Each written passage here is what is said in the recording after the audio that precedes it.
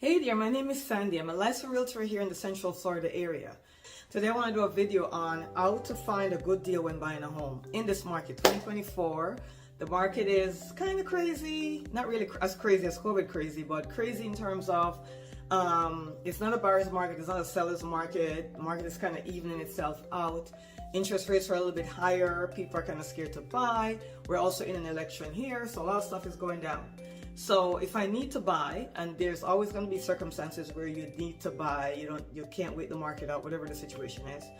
And in every market, there's always a good deal somewhere. In every market, there's no such thing as there's no deal on the market. There are some markets that you could find good deals faster than others. There are other markets where you have to really dig to find a good deal. But there's always going to be a good deal in every market, and there's always going to be a motivated seller no matter what in every single market. Because life has to go on. People relocate, people get married, people get divorced, people die, people move up, people move down, people relocate. All kind of stuff is going on the real estate market, and so you always going to have a deal. It's just a matter of where do we find these deals. How do we find these deals? Okay, I've always spoken about new construction homes. You guys know this. The builders give a lot of incentives. What I will say in this particular market about new construction homes, if you're going that route, is make sure you're understanding the incentives. Because if the builder says, hey, we're going to give you $20,000 towards your closing costs, are you really getting that $20,000 towards your closing costs? Or are they using that $20,000 towards buying down the interest rate? And if they're using that $20,000 towards buying down the interest rate, then you really don't have any money coming towards your closing costs, and you're going to have to pay your closing costs. So whenever you're buying, or if you're looking, or whatever it is, and the builder is saying, we're giving this much amount of incentives, or we're giving this much amount of money for your closing costs, we need to know how this money is being used. Is it being used directly to our closing costs, directly, or is it being used for interest rate buy down? Super important. What we find, or what you really want, the perfect situation is for the builder to buy down your interest rate out of their pocket and then give you the incentives towards your closing costs or towards upgrades or whatever the situation is. That's the ideal situation. So if you're going towards new construction, you want to work with a realtor. I'll always say this. If you're not working with a realtor, make sure you find out from the builder, hey, are you buying down my interest rate, or are you using the money that you're giving me towards closing costs to buy down the interest rate? Make sure they give you a worksheet. So if you like a particular model home, let's say it's for $500,000, and you put in 20% down, and the builder is giving you 6% of closing cost incentives, or $25,000, or whatever that amount is, you want them to work that out on their worksheet to find out where that incentive is going, because that's where a lot of deals fall apart at the closing table. And you cannot play with new construction homes because you're not going to get your down payment back. It is very difficult to get your down payment back from a builder. I'm telling you right now. Even and some builders' contract, you probably don't know this, some builders' contracts state that if you were to die, somebody in your family should still close on that property. Did you guys know this? It's in a lot of builders' contract. So you want to make sure, again, I'm telling you, because a lot of builders want 5% down or 10% down or 20% down, whatever that down is. It's going to be a lot of money for you to lose if you can't close on the property. So in the beginning of the contract, you need to know in black and white, what is the incentives? And from the incentives in this particular market, October of 2024, is all of this incentive that you're going to give me, Mr. Builder, is that going towards paying down my interest rate only, or is any of that money going to be left from my actual closing costs? Because if you give, let's work through a scenario. You went to a building, you went to new construction, you found a home you absolutely love. The builder is like, yeah, you get the home. It's going to take us 9 months to build it. You're like, oh, super excited. Yay. Builder tells you, we're going to give you $30,000 towards your closing costs. Okay, no problem. Builder tells you, in order for you to go on the contract, you need 10% down. Oh yeah, I have the 10%. You give the 10%, I know you're on the contract. House is not built, it's 9 months later. You're thinking the builder's give me $30,000 in closing costs, so I don't need to buy, that $30,000 is going to go towards my closing costs. Only to find out from the lender, weeks before you close, that know that $30,000 that you thought you were going to get, the builder used that towards buying down your interest rate. So no, you got to come up with that $30,000. Do you have that $30,000 to come up with? Maybe not. Or maybe you do, but it was to be used for something else.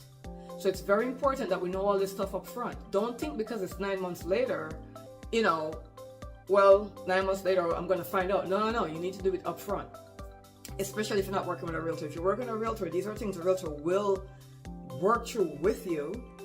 The realtor will ask you to ask the builder's lender to give you a whole cost estimation. And when they give you that, and that's required by law, but when they give you that, make sure that that's corresponding with what the builder said or the builder's rep said when you went to that new construction site. Guys, this is super important. The reason why I'm beating this so much and just knocking it with a hammer and just doing it so hard is because it happens more than you think.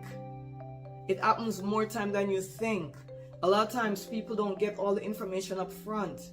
And then we have this drama at the closing table, and then they can't close. And if you can't close, you're not getting that money back from the builder. I'm telling you, it's going to be very hard. Because it's not like you didn't, and that's why they use their lenders. Because their lender is not going to say you didn't qualify for financing. You did.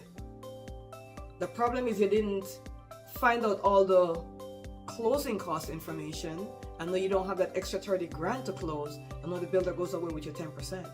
And guess what the builder does when they get your 10%? They put the property back on the market and probably sell it for more than you were buying it for. And that's heart-wrenching. Very heart-wrenching. And I'm going to pause because it's heart-wrenching. So that's why it's so important that you understand all the fine print when you're dealing with builders. You must know everything. If they're giving you $30,000 down, can I use that towards upgrades? Upgrading the cabinets, countertop, all that great stuff. Are they giving you any money towards design? Most builders are going to have a design center. So when you go to the sales office, you're going to pick your lot, pick the home, all that great stuff.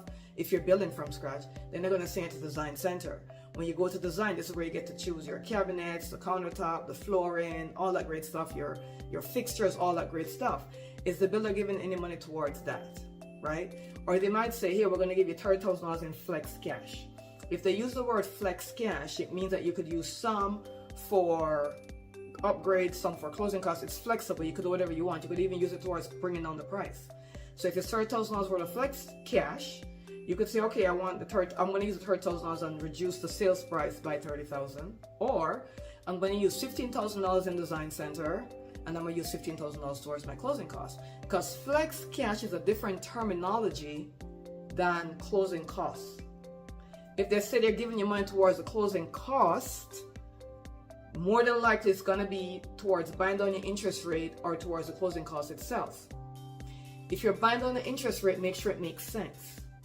So if you're doing a permanent buy down, of course that makes sense. That's the course of the loan. So of course it's going to be buying down itself permanently. But if it's a 3-2-1 buy down or a 2-1 buy down, it may not make sense. A 3-2-1 means you pay 3% less of the interest rate in the first year of owning the home. Then you pay 2% less in the second year of owning the home. Then you pay 1% less in the third year of owning the home, and then in the fourth year, the interest rate kicks in, whatever that interest rate is. A 2-1 buy down meaning in the first year of owning the home, you pay 2% less on your interest rate. In the second year of owning the home, you pay 1% less on your interest rate, and in the third year, it kicks in. So let's say you have to pay $30,000. It's going to be more than that actually. Let's say you got to pay $50,000 for a 2-1 buy down. You're going to have to check how much am I saving in the first year of the 2% interest rate less? How much am I saving in the second year of the 1% interest rate less? Does it make sense for me to do this, to pay $50,000 up front?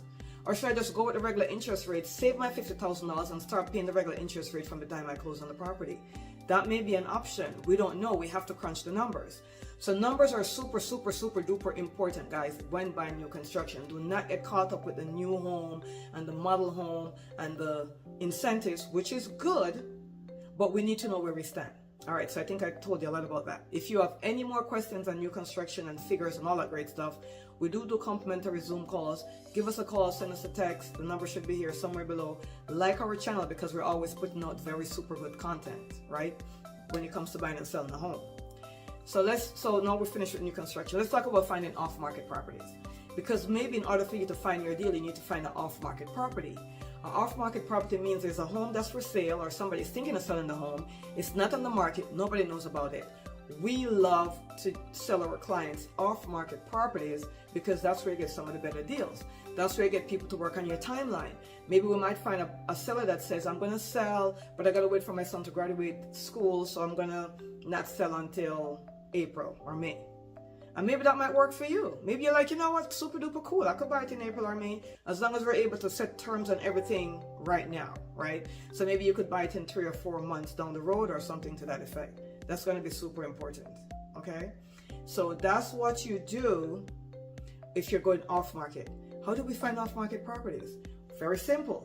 We have a few rules that we do. Number one, find the area you want to live in, okay? What is the area? Find the area. Maybe you have a subdivision. You always drive by this subdivision. You love the subdivision. Maybe you want to live in that particular subdivision. So we're going to contact the homeowners that live in that particular subdivision and say, hey, we have a buyer that's qualified to buy, looking to buy in your subdivision, or are you thinking of selling? Let's take it a step further. Maybe you like a subdivision, but you want a 4-bedroom, 3-bathroom in that particular subdivision. Maybe there's a subdivision, but you only like model A. You don't like model B and C. That's also in that subdivision. You only like the model A model. So we will only contact the homeowners that have that particular model. Maybe you want to buy in the subdivision, but you want a house with a pool. So we then would only contact the homeowners that have a pool in that particular subdivision. So that's where you find off-market properties. You could also go online. Facebook is a great way to find off-market properties because you could post it in different groups. Hey, I want to live in this area. They have a Facebook group. Let me put it out there. Maybe one of the people that are in the group is thinking of selling their home. So off-market properties is always a great way to go. Now, I will say if you use a realtor, they will help you to find an off-market property faster since they're in the market. They have a lot of information. Sometimes sellers give them information of, yeah, I'm thinking of selling. Or they may say stuff like, hey, if you bring me a buyer, I might sell, but I don't want to put my house on the market. So realtors are going to have, a lot of information that you're not going to have, but you can also find it on your own. It's not an impossibility at all. Okay, so off-market properties is another way to go. Another way to go is find a motivated seller.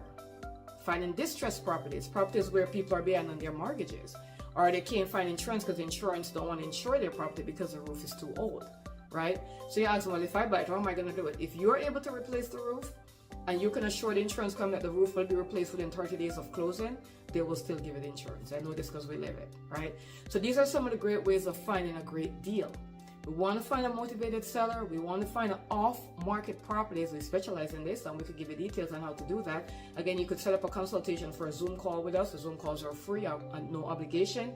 You could call the number here, the number below, or text us and say, hey, I want to find an off-market property. I'm looking for a great deal. Text me this, I would like to set up a Zoom call. We'll set a Zoom call up for you. I'm going too fast. We'll set the Zoom call up for you, and we will then get that going.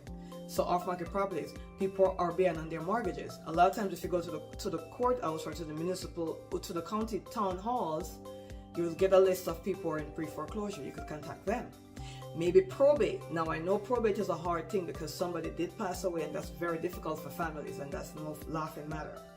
But a lot of times there's properties that are up in probate court that you could actually purchase, because a lot of times the people who inherit the properties, they don't want it. And guess what? There's going to be a list of everything that's coming up on the probate if you go to your clerk's office. So the clerk's office will have a list of everything that's, all the properties are coming up on the probate. You can go take a look at it. Maybe you could also buy there as well. But there's many, many different ways for you to find a deal in this market. And if you need help, feel free to give us a call, send us a text. We will help you. Again, thank you so much for listening. My name is Sandy. And make sure to like or subscribe, guys, and hit that little notification bell so you could know each time we have a new video up. Thank you so much for listening. I appreciate you, and I'll see you on the next video.